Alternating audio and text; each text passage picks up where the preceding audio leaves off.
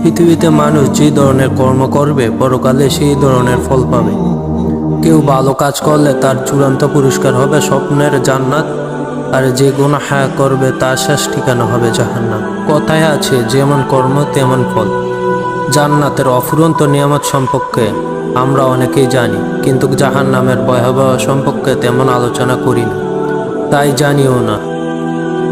বিশ্বাস করা হয় জাহান্নামীরা যখন খাবার চাইবে তখন তাদের দেওয়া হবে জাক্কুম নামক কাঁটাযুক্ত ফল, আর তাদের দেওয়া হবে জাহান্নামীদের উত্তপ্ত রক্ত ও পুজ। তার সাথে থাকবে মেশানো রক্ত ও চক্ষু। গায়ের চামড়া থেকে বিভিন্ন ধরনের কঠোর দৈহিক নির্যাতনের ফলে যেই সব রস বের হবে যা প্রচণ্ড দুর্গন্ধযুক্ত। চারদিকে শোনা যাবে শুধু চিৎকার আর চিৎকার। আল্লাহ রসুল সাল্লাল্লাহু আলাইহি সাল্লাম সাহাবায়ে কেরামদের কাছে জান্নাতের আলোচনার পাশাপাশি জাহান্নামের ভয়াবহ নিয়েও আলোচনা করতেন। জাহান্নামের শাস্তি দুনিয়া শাস্তি থেকে কোটি কোটি গুণ বেশি হবে। গুনাহের তারতম্যের কারণে শাস্তিও কম বেশি হবে। প্রিয় নবী হযরত মুহাম্মদ সাল্লাল্লাহু আলাইহি সাল্লাম বলেন, জাহান্নামীদের মধ্যে কোনো লোক এমন থাকবে যে জাহান্নামের আগুন তার পায়ের টাকনু পর্যন্ত পৌঁছাবে, কারো হাঁটু পর্যন্ত পৌঁছাবে, কারো কোমর পর্যন্ত পৌঁছাবে, আর কারো গর্দান পর্যন্ত পৌঁছাবে। অর্থাৎ যার গুনাহ বেশি তার সাজা বেশি, যার গুনাহ কম তার শাস্তিও কম। দুনিয়ার আগুন শরীরের শুধু বাহ্যিক অঙ্গ পোড়াতে পারে না তা অন্তর অঙ্গ, কিন্তু জাহান্নামের আগুন এমন পাওয়ার থাকবে যা জাহান্নামীদের শরীর পোড়ানোর পাশাপাশি তাদের হৃৎপিণ্ডও পুড়িয়ে ছাই করে ফেলবে। আল্লাহ তাআলা বলেন, এটি আল্লাহর প্রজ্বালিত অগ্নি যা তাদের হৃদয়কে গ্রাস করে ফেলবে। দুনিয়ার আগুন লাল বর্ণের হয়ে থাকে, কিন্তু জাহান্নামের আগুন তীব্র উত্তপ্ত হওয়ায় দরুন কালো বর্ণের হবে।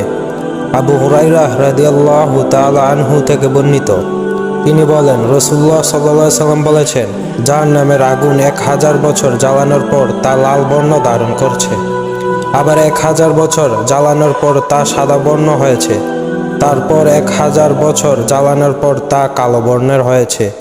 এখন তা গভীর অন্ধকার, রাতের অন্ধকারের মতন কালো। জাহান্নামীরা যখন পিপাসায় ছটফট করবে তখন তাদের গলিত পুজ পান করানো হবে, যা সে এক এক টোক করে গিলবে। সূরা ইব্রাহিম। রাসূলুল্লাহ সাল্লাল্লাহু আলাইহি সাল্লাম বলেন, পুজ যখন তার মুখের নিকট নিয়ে আসা হবে সে তা অপছন্দ করবে। তারপর যখন আরও নিকটে নিয়ে আসা হবে তখন তার মুখমণ্ডল পুড়ে যাবে এবং মাথার চামড়া গলে পড়ে যাবে। তারপর সে যখন তা পান করবে তখন তার নাড়ি ভুঁড়ি গলে ভিন্ন ভিন্ন হয়ে মলদ্বার দিয়ে বের হয়ে যাবে। ইবনে আব্বাস রাদিয়াল্লাহু তাআলা আনহু থেকে বর্ণিত, তিনি বলেন, একদিন রাসূলুল্লাহ সাল্লাল্লাহু আলাইহি সাল্লাম এর আয়াত তিলাওয়াত করেন, অর্থাৎ তোমরা আল্লাহকে ভয় করো এবং পূর্ণ মুসলমান না হয়ে মৃত্যুবরণ করো না। তারপর প্রিয় নবী সাল্লাল্লাহু আলাইহি সাল্লাম ইরশাদ করেন, যদি জাক্কুম গাছের একটা ফোঁটা এই দুনিয়ায় পড়ে তাহলে দুনিয়াবাসীর জীবন উপকরণ বিনষ্ট হয়ে যাবে। ওইসব লোকের কেমন দুর্দশা হবে, এটা যাদের খাদ্য হবে। রাসূলুল্লাহ সাল্লাল্লাহু আলাইহি সাল্লাম বলেন, জাহান্নামের সবচেয়ে সহজ শাস্তিপ্রাপ্ত ব্যক্তির আলোচনা করতে গিয়ে বললেন, জাহান্নামীদের মধ্যে সবচেয়ে সহজ শাস্তি ও ব্যক্তির হবে যাকে ফিতাহ সহ এক জোড়া জোতা পরিয়ে দেওয়া হবে। এতে তার মজক এমনভাবে টকবক করবে, গরম পানির পাত্র যেমন টকবক করে। সে ধারণা করবে তার থেকে কঠিন আযাব আর কেউ ভোগ করছে না, অথচ সে হবে সবচেয়ে সহজ শাস্তিপ্রাপ্ত ব্যক্তি। সহিহ মুসলিম।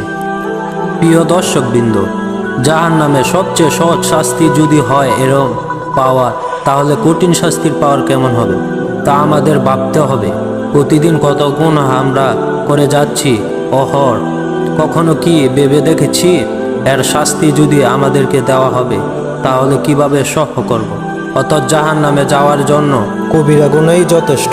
মহান আল্লাহ তাআলা যদি আমাদেরকে মাফ না করেন তাহলে আমাদের কি উপায় হবে? আল্লাহ তাআলা আমাদের জাহান্নামের ভয়াবহ শাস্তি থেকে হেফাজত করুন।